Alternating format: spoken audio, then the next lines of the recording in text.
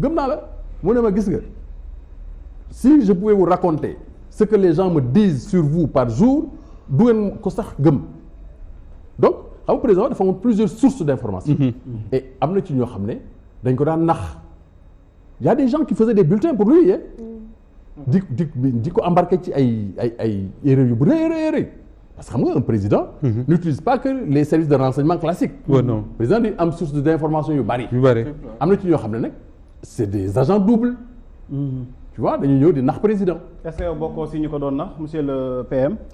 ma ni est-ce que yow bokkoo si ñu ko doon nax monsieur le PM. parce que ba mu nekkee ci logique gu troisième mandat ñu mel ni yow ñu ñoo ko doon défendre ci plateau télévision yi. mais alors xam nga moi je suis juriste xam nga yow juriste nga wala doo juriste. jàng naa ci tuuti. jàng nga ci tuuti.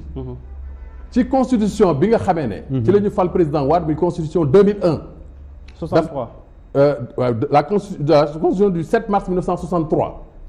daf woon bi ñu ko modifié en 2001.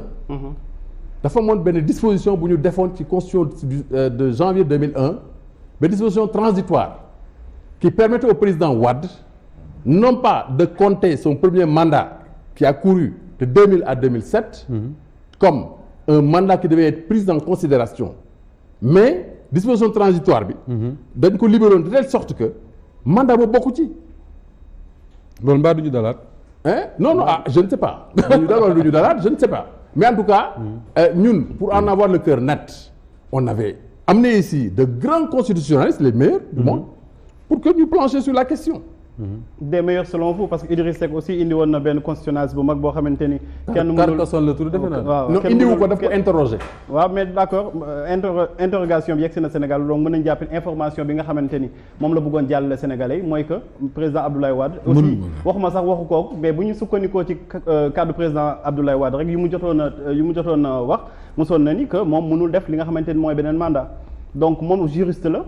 mais terewul ba mu bëggee def deuxième mandat wala troisième mandat boobu mandat de trop bi yéen. je ne pense pas que mosoo leen ko si génne. ma ne te aussi y a eu des morts 11 personnes yoo xamante ni ñu ñàkk seen bakkan dans une indifférence totale. mais bien sûr ku manifester te waruloo manifester bu ñu la reyee mais écoute. la mort des êtres humains. est toujours un événement douloureux pour tout le monde. Sénégal warul ñu parce que dañuy contester lii muy am ay morts d'hommes. Donc c'était vraiment regrettable sur la mort de Mamadou Diop. Parce qu'il était étudiant, il est venu manifester pacifiquement, il a été heurté par un véhicule de police. Tout ça était déplorable. Mais je continue à croire que le président Wade avait bien raison de postuler pour un autre mandat. Jusqu'à présent, personne n'est parvenu à me convaincre qu'il n'avait pas droit à ce mandat-là. Est-ce que gëm nga ne Macky Sall am na ci droit boobu. loolu moom du ma ci wax damay bàyyi Macky Sall waxal ko boppam. boo ci waxee da nga ragal ñu jël la si PCA. du ragalu maan amul lu may ragal. déet bu nekkee ragaloo. monsieur le PM. monsieur le mais yow yaa ma koy wax loo. c'est une question fermée qu'on pose parce que. c'est pas une question fermée.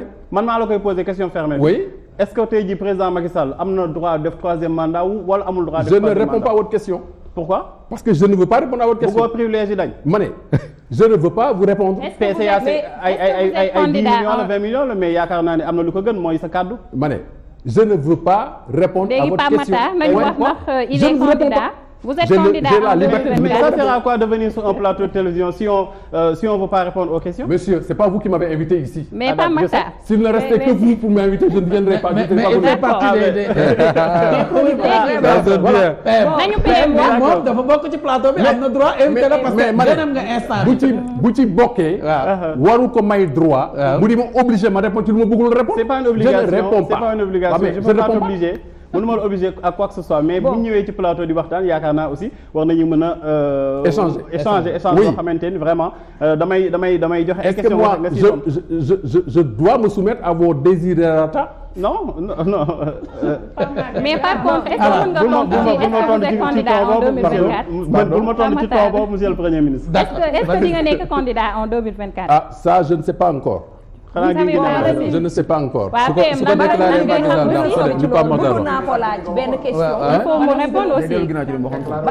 déclaré woon. waaw mais xam nga nekk candidature à une élection présidentielle dafa am ay prérequis fam lu mu laaj lu bari est-ce que d'ici là dinaa mën a remplir conditions yooyu je ne sais pas encore mais sama bëgg-bëgg lan moo la animé woon jamono yooyu ba nga waxoon ni que vous êtes candidat sama bëgg-bëgg la woon sama yéene la woon est-ce que donne bi dafa changé entre temps benn doon changé wul li fi ne war na fi nekk ba léegi la seule chose qui a changé c'est le ni oui ni non de Macky Sall non moo tënk réew mi yëpp ni oui ni non Macky Sall man liyeewuma ça je vous le dis est-ce que du loolu moo la tënk aussi ba bëggoo tontu ci ndax troisième mandat Macky Sall d'accord waaw ma ne troisième mandat Macky Sall je ne peux pas être plus bavard que Macky Sall su ci Macky Sall waxee man dinaa commenter li mu wax mais en tant que juriste bu ma lay laaj tey jii man mi nga xamante ne profane laa ci droit xaw ma dara may laaj ki nga xamante ni mooy maître Souleymane Ndéné Ndiaye bi nga xamante ni kenn mësul gis procès bu mu gagné ma lay laaj par exemple ni la gagné kenn mësul yëg procès boo gagné ma lay laaj par exemple mais yow lan may invectiver wala lan nga yow mais vous êtes quand même incorrect hein ah non mais mosoo gis procès bu ma gagné mais yow xamuloo ma mais bien sûr comment pouvez-vous tout de go me dire mosuloo gagné procès dam ko yàgg mais vous n'êtes pas poli hein d'accord hein d'accord loolu ne me parlez plus comme ça sinon je fous le camp loolu ay non du yàgg foofu non s'il vous plaît waaw man dangaa wax man ci nekk ak teranga ak yar boo ko deful je fous le camp d'accord sa morom d'accord mën naa yeggali sama question te du ma non attends s'il vous plaît allez-y réewande gi may jaay mën naa ko jënd du ma yeggal yow foofu yow da nga xam man ñaata procès la plaidé du ma yeggal yow foofu yëpp ma dama ne xamuloo man lu ma plaidé lan la d'accord procès bu ma gagné d'accord léegi s'il vous plaît waaw d'accord monsieur s'il vous plaît dafa nag déglu-moi c'est à vous à m'écouter bien sûr je vous écoute vous me parlez correctement convenablement je vous réponds convenablement d'accord si vous voulez que le débat se poursuive d'accord da ngay wax man convenablement njëkk ak teranga d'accord mais réewande boo ma ko jaayee ma jënd ko du ma yeggal yow foofu dama lay wax loolu rek d'accord merci beaucoup je retire mes propos quand même j'ai dit tout simplement que yaa ngay gagner procès alors léegi li may laajte man mi nga xamante ne profane laa ci droit mooy tey jii bu nekkee président Macky Sall am na sañ-sañu def troisième mandat bu nekkee ci droit kese laa koy laaj laajuma ko ci politique laajuma ko ci leen est-ce que président Macky Sall bu ñu xoolee ci constitution bi nga xamante ni jot nañu ko réviser mi constitution bi nga xamante mooy bu 2000 bu ma juumul ba tey est-ce que président Macky Sall am na sañ-sañu mën a def troisième mandat ci droit man ngay la question boobu oui je ne réponds pas à votre question d'accord ok d'accord monsieur le PM dañoo gisoon sa courage politique bi nga amoon ci jamono ji nga doon wax nii doo nangu kii di Karim Wade jiite la lan moo la animé woon loolu c'est le passé c'est le passé mais bëgg nañu xam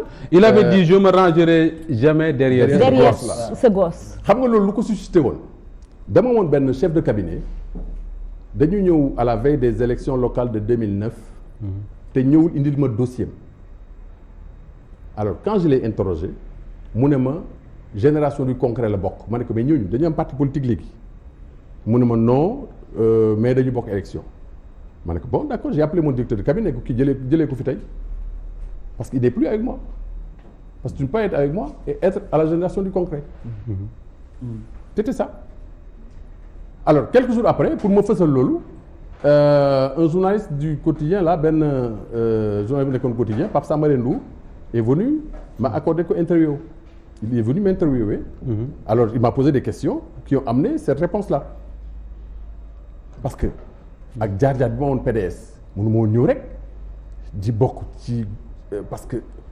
doomu Ablaye Wade moo jiite kuréel googu ma ne damay ne bokk ci kuréel googu du ma ko def maa magoon loolu am na lu ma jaaxal également Souleymane Ndéné Ndiaye man dama remarqué def naa je crois que bii mooy suñu ñetteelu émission ñëw naa interviewé la sa kër mais dama remarqué benn chose mooy da nga am tendance à s'emporter li Pape Mokhtar wax sànq il l'a dit sur le ton de l'ironie est-ce que jar na yu mel noonu un journaliste interpellé la sur des choses yoo xam ne mën nga ko évacuer facilement mais da nga soxla di emporter wu et pourquoi Souleymane Ndéné à ce tempérament là oui xam nga wax bu ne ak tonton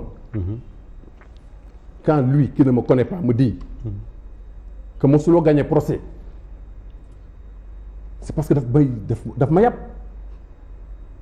moi j'ai plaidé combien de dossiers dans ma vie mosuloo gagné procès moi je sais que du yabel non yabel la du tout pourquoi ci plateau télévision muy wax ak man ma mag ko fuuf man ko bàyyi mu naan mosoo gagné procès ni mu ma waxee la ko tontoo gis nga man ku ma jaay réew ma jënd ko d'accord du affaire u emporté wu mais boo ma jaayee réewande ma rek ma jënd ko man parce que li tax mooy li tax mooy correct li tax mooy Moustapha oui moi je suis un homme posé oui, je suis un homme calme je suis un homme poli je ne dépasse pas les gens mais c'est pas parce que vous êtes sur un plateau de télévision que vous avez le droit di invectiver nit ñi wala di leen ridiculiser wala di leen.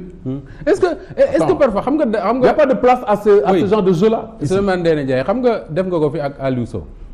waaw daaw jéeg est-ce que parfois su ngeen di dem ci plateau télé yi du ngeen am benn préjugé bu ngeen am ci nit ñi. Aliou Sow il est comme ça Pape Makhtar il est comme ça. bi tey moo ko ne gars yi ñu ngi lay waajal di la en fonction de ça vous vous mettez tout de suite sur vos gardes. je ne suis pas sur mes gardes. mais loolu je réponds Moustapha. oui. Aliou Sow c'était un incident malheureux. Oui. On s'est retrouvés depuis lors. Oui. On parle d'autre chose. Comme vous allez vous retrouver avec Pape Makhtar. Alors Pape Makhtar je ne le connais pas xaw ma ko. moom il ne me connaît pas. Donc je trouve vraiment irrespectueux que mu toog man naan ma. je sais que vous n'avez jamais gagné de procès. mais loolu du samay cadre du samay cadre s'il vous plaît si je peux. Père même bu fekkee ne wax na moi je sais que moom actuellement déjà nee na la je retire mes propos. mais très bien kon jeex na. voilà donc je pense qu'il est correct c'est peut-être xam nga wax dafa wax moo mel noonu. des fois di nga wax nga lâcher benn mot nga jàpp ne moom daf ko def par impolitesse alors que c'était pas ça. non donc yow retiré na ay tu ne peux pas être dans sa tête. penser